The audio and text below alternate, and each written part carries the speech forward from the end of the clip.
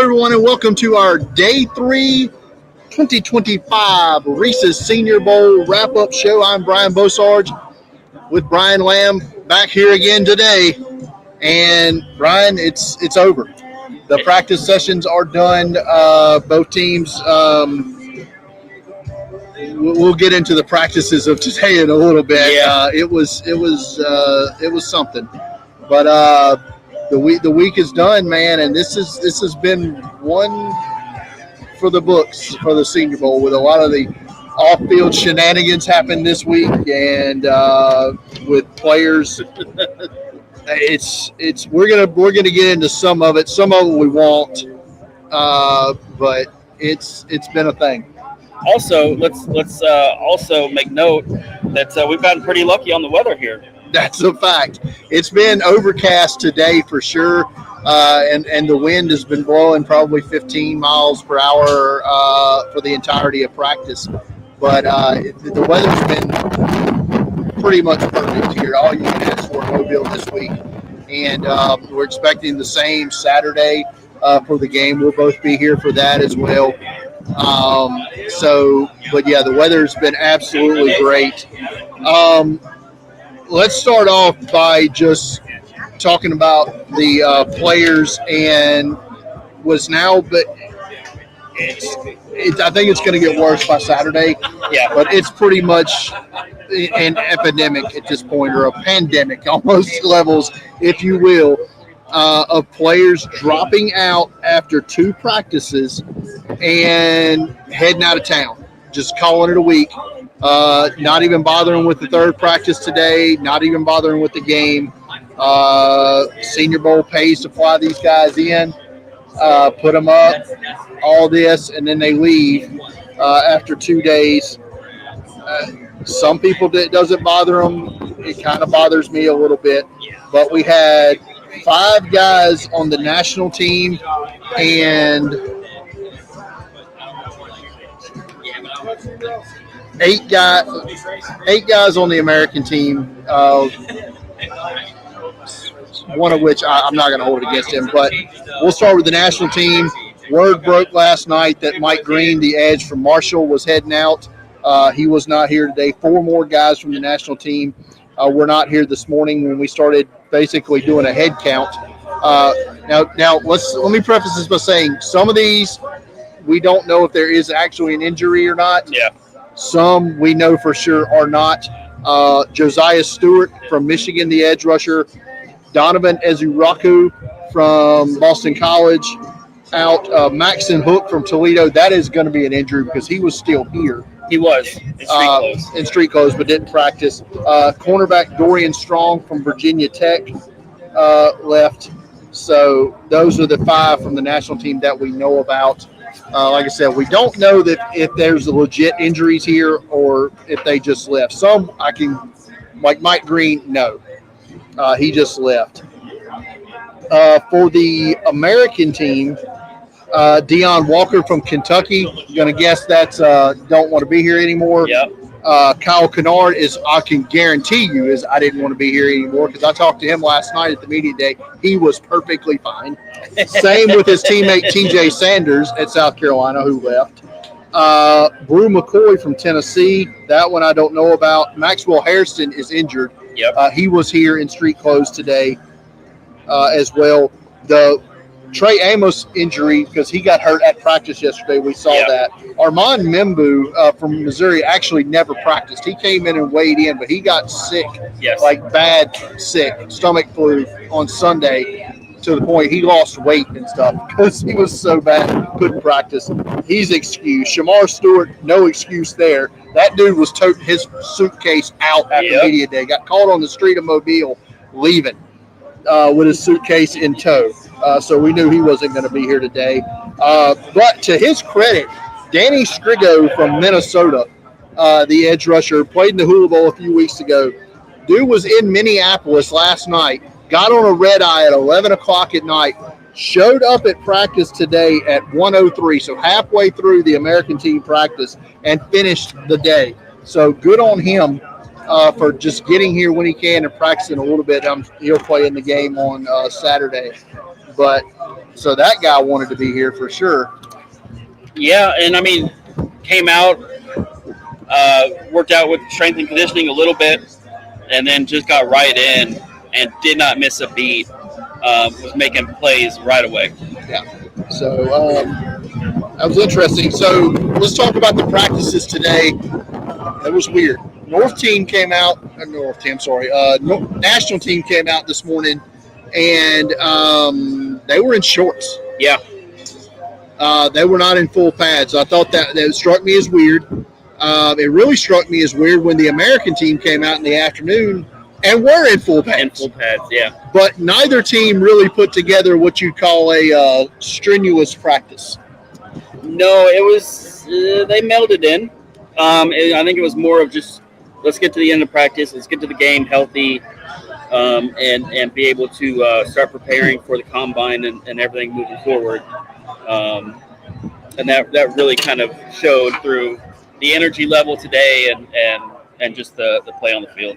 Yeah, so we don't have a whole lot of notes is what we're basically about to tell you here for these two practices. So we're just going to kind of touch on some players maybe that stood out through the week or maybe did some things today.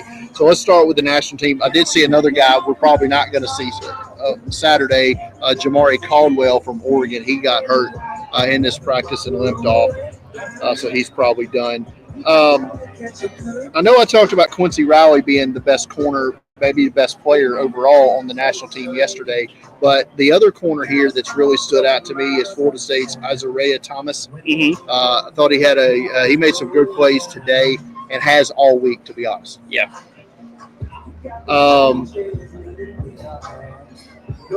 Wide receivers at the weigh-in, 157-pound Tez Johnson. That's not good. No. Not good. History is not on his side as far as NFL wide receivers at that weight.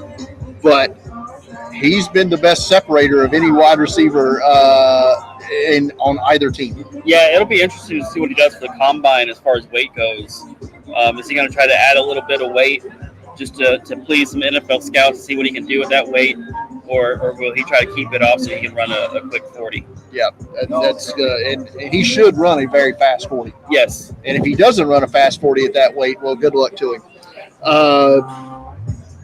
We have not talked, oddly enough, really about Harold Fannin, the tight end from Bowling Green. Yeah. He finally appears to have had a good day today. Yeah, he's a tight runner. Has struggled to separate on film. Is a heck of a lead blocker as a kind of a fullback. Yeah, and he has done that in practice this week. Has played the fullback role on that team. But when he has to block out in space, or as an inline blocker and pass protection, or asked to run, downfield and cut in and out, he just struggles. But we didn't see that today, so credit to him.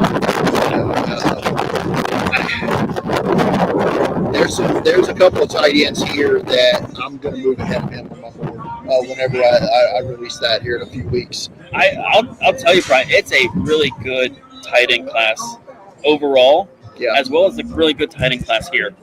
I think so as well. Before we get to the quarterbacks, are there any defensive players on this national team that you think deserves a shout out? Maybe not for today, just for today, but on the weekend. For the week. I thought Maxon Hook. I know we talked about him a little bit yesterday. Obviously didn't participate today, but I think he had a really solid week overall. And I'll go back to my guy, David Walker, out of Central Arkansas. Yeah. Once again, credit to him. I mean, he had 2 days of just dominant practice and was willing to come back out here today and really showcase what he can do. Yep, I'm with you on that. One of the defensive players I thought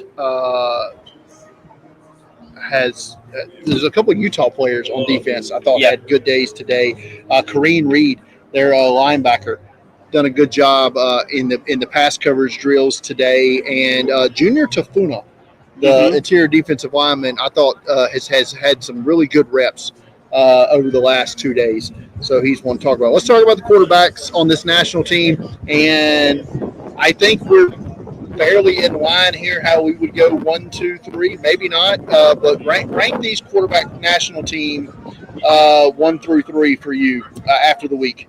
I think Dylan Gabriel, as far as national quarterbacks, has probably had the best week.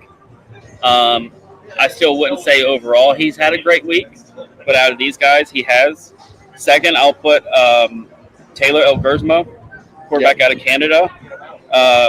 We touched on him. He hasn't played a lot of American football, but he has shown improvement. He's made a couple really good throws. He throws into some tight windows. So I think he deserves some there. And then last, I'll put Tyler Show. I will agree with that. I think Dylan Gabriel is the top quarterback on this team almost by default. Yeah.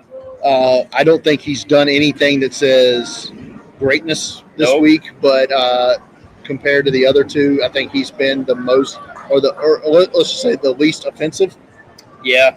Elgersma, I think, has a lot of. He is really raw. I mean, it's just no doubt about it. I mean that's just eating the steak straight out of the package with him. Yeah, but we knew that he was going to be coming in. We knew that. But to me, he's still done more. I would rather sign him as a UFA. I don't think I would draft him than I would Tyler Shaw. Yeah. Because I mean that dude's already like 26. Yeah. And I mean he's been in college 7 years now. And you know what you get out of him. You know what you're going to get. Yep. So I'm with you on that. I would rather take the chance on him. All right, let's move on to the American team now. Another player. I'm just going to speculate on this one. I'm not saying it's done. I'm not saying somebody's doing this on purpose, but it certainly feels like Walter Nolan's week is done. Yeah. As he was walking slowly. I'm not going to say gingerly. I'm just going to say walking slowly off the practice field today with a trainer back to the locker room. Never came back out. My money's on Walter Nolan not coming back this week. Yeah. Yeah. I think that's a fair assessment. But back from the dead is Omar Norman Lott from Tennessee, who did not practice yesterday after having a good day on Tuesday, but came back and practiced today. So, good to see. Yeah, we didn't really see him make a ton of plays. Yeah. But still getting out there, still getting involved. So he may still be dealing with an injury. So really excited to see what he can do on Saturday. Yeah. And Cameron Jackson still out there in shorts today, or in sweatpants. But by God, no, he was in full gear today. Full gear. Well, so he is ramped up from shorts to sweatpants to full pads. That's how you progress during the week, right there, baby. But Cameron Jackson, the interior defensive lineman from Florida, and had a solid week. I think. I think he has to. Yeah. Yep. Let's talk about Bosarge Smith, who I think was the best running back on the American team all week, consistently for me. Former wide receiver, undersized, not going to be drafted in the first 100 picks. Yeah. But I think he's going to be a 5th, 6th round roster addition for a team that's going to make it as a third down back. Because, like I said, what he can do catching the football, needs to work on that pass pro. Did not look so good there in the pass pro drills I watched on the film this morning. But Bosarge Smith, former wide receiver, offers you a lot of burst, a lot of upside, I think, as a pass catcher out of the backfield. So good player there. I liked him the most of all of the American team running backs. Well, and I think we really know, too, as a converted wide receiver, where he's going to fit on an NFL roster. Yep. So I don't think we're going to see a ton of carries from him, per se, but I think we will see him as more of a downfield back and pass catcher. Speaking of pass catching running backs and that are going to help a team early, I think when they get on the field is Marcus Yarns, Delaware. Yeah, been a very good week for him. Yeah, I mean, and it's been quiet. Yeah, but he's just been able to make a couple plays, and keep going. And like you touched on, I think he's had a great week. Yeah, great week. You had a couple of wide receivers highlighted here. Let's talk about those guys. Jack Beck from TCU. Besh from TCU. Yeah. We mentioned him earlier, of everything that he's dealing with, wearing his brother's number. But he's just been a playmaker out here. Yes. I mean, and it doesn't matter if it's in the red zone He's caught or everything. off the 40. Yep. He's separating. Yep. He's catching everything. He's going up for balls. I mean, it has just been maybe one of the best wide receivers here. Yeah, I think you're right. And he's a very, obviously, like you said, it's an easy guy to root for. Yeah. And I want to see how his process continues. He's a guy that you're going to circle and come back to, see after the combine, see what those numbers look like. And that's where it's going to settle for me. So Jack Besh has had a good week. Arian Smith, wide receiver, Georgia. He's a deep ball guy. Has had his struggles with drops all week long, but made a couple plays today. Yeah, I mean, down here we were watching him, and he was able to separate, kind of get towards that back corner of the end zone, towards the pylon, and just has been able to make a couple plays despite the quarterback play. Has still been able to make a couple plays. Yeah. Let's talk about last offensive skill player we're going to talk about here on the American team. Jackson Halls, tight end from Georgia Tech, primarily a blocker, and he's very good at that. Yeah. Let me tell you, what did you see out there from him other than blocking maybe that can excite an NFL team? Well, I mean, he's just been able to, and again, like we just touched on it, with this tight end class, across, on both teams, have just looked the part. Yep. And I know Daniel Jeremiah mentioned it, of these tight ends in the class in general, is really, really good, and it's really strong, and it's really deep. But guys like Hawes has just been able to separate themselves a little bit, showcase versatility in the passing game and as a blocker, and I think has probably made some money down here. I think so too.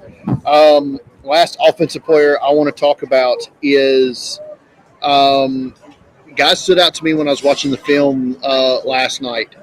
LSU interior offensive lineman Miles Frazier really stood out to me, almost if not more than his more heralded teammate Emory Jones. To me, I think he's had a better week than Jones has. Yeah, we've got 3 LSU offensive linemen down here, and I think they've all kind of held their own. But I mean, Garrett Dellinger, the other. Yes. Down here. Yeah, I mean, I'm with you. I think Frazier's really kind of. I think he can get in that top 100. I think he can be in that late, maybe that late third round area. Any defensive players you want to shout out today in the American team? I've got one, but is there anybody else that stood out to you? Well, let's talk about who I think was the best linebacker here all week, every day, Tuesday, Wednesday, Thursday. Best linebacker in Mobile this week has been Florida's Shamar James. Yeah. Especially when you look at last year, where we had so many good linebackers, Nathaniel Watson, Tyrese Knight, so many, guys. This year, it's kind of a down year. I think here in Mobile for linebackers, but you're right. Shamar James has just been able to stop the run, be able to hold his own in coverage. One of the best coverage linebackers we've had here.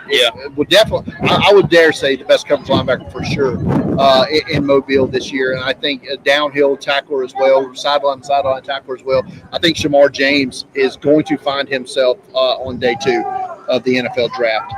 With his size is decent. I think he's going to test well, and his film is going to be really good. I like Shamar James in that second, third round area. Yeah. Another one I will talk about is Brandon Adams, cornerback out of UCF. Okay. I think he's been able to make a couple plays.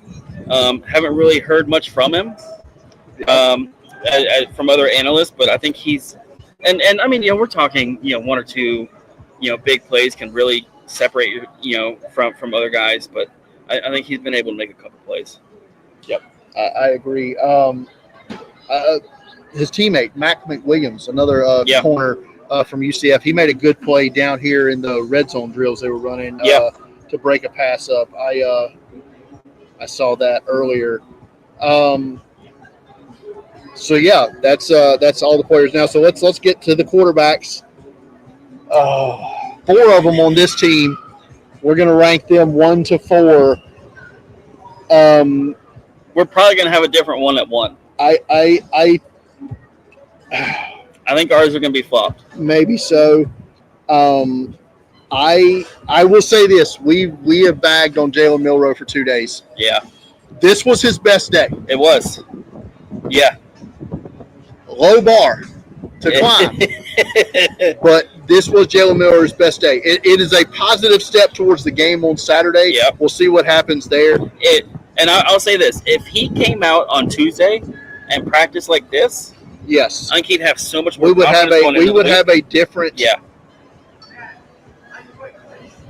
So I'll go ahead. I'm going to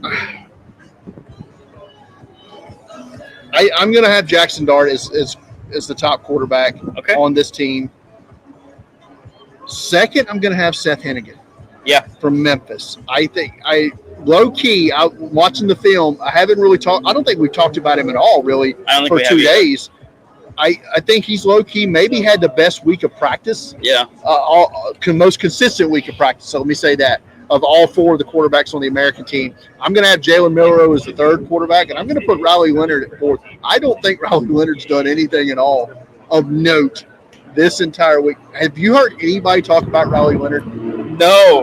Now, I understand that Riley Leonard has played a lot of football this year. He has. And this is so. I'm not holding this against him, but I think of the 4 quarterbacks on the American team, I think he has done the least. Well, let's be honest too. He's not a great passer. That's right. Fair. It's his legs that got Notre Dame to where they are. I think he came out flat. Yeah. And maybe it is that he's thrown so much, and that he's ran so much, and that he just hasn't had that break that these other guys have. But I'm with you. I think he is 4. And we actually have the same 4. So you Dart at 1. And I think Hennigan Dart's 1. Yeah. And Hennigan in 2nd. And Milroe, had he not come out and shown what it was, I would have been 4th. I would have flip-flopped 3. Milroe made some really good throws today. So sometimes, and some of the throws he made today, his receivers let him down. Yes. So I think his day today. And I'm going to go back and watch the film again tonight just to confirm what I'm saying is not crazy. But I think this was his best day of practice, and I hope that carries into the game. If it does, and I heard somebody, I can't remember who it was, said it on Twitter earlier, if Milroe came out today and laid another egg, he was done. That was Thor Nystrom. Thor Nystrom, yeah, thank you. Came out today and said he was done. Yeah. Every article that's going to stock down article that comes out on Monday would have led with Jalen Milroe. Yeah. By having, let's not say good, a decent practice today. Yeah. About 10 minutes, boys. He, and if it's a good game on Saturday, he can reset the narrative. Yeah. And he's back fresh in everybody's minds going to the combine, where I think we both agree he's going to put on a good combine. He's going to test well. Yeah. He's going to test well, and I think he's going to throw well on air. Yeah. I mean, he's got to speed up his throws a little bit on the short routes. But he'll have a full month now to just do nothing but that. Yes, and that's what he needs to be doing. Yes. That's all he needs to be focusing on are these short and intermediate routes. Yes. His deep ball is there, and that's going to be showcased in Indianapolis. Yes. His athleticism's great. It's going to be showcased in Indianapolis. Yeah. It's those short and intermediate routes that he needs to improve on. Yes. So, I think that's going to do it. Yeah. From here at day 3 of practice at Hancock Whitney Stadium on the campus of the University of South Alabama. It has been the 2025 Reese Senior Bowl practice sessions. They're done. We're done. And we'll go back and we'll write about it. And then we'll be back for the game on Saturday. And then we'll talk about that after the game as well and kind of put a bow on everything we've seen this week. And we'll see who's left playing Saturday. That's always fun. But that's going to do it. For Brian Lamb, I'm Brian Bosarge. Thanks for watching, everybody, this week from the 2025 Reese Senior Bowl.